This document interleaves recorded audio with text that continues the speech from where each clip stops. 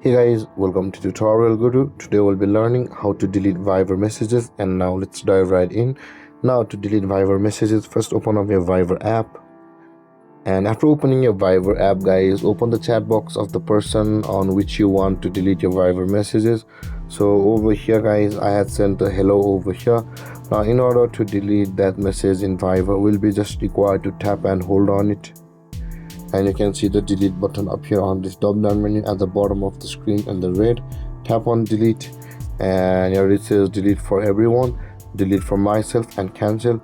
Tap on the delete for everyone, and you can do this on any messages, guys. Just tap and hold on the message which you want to delete and tap on delete and delete for everyone, and that message will be deleted on Viber. And with that being said, guys, this is how to delete Viber messages. And if you have any confusions or questions regarding the topic, feel free to comment in the comment section below, and don't forget to like, subscribe, and hit that bell icon for more videos. Thank you for watching, guys. Peace.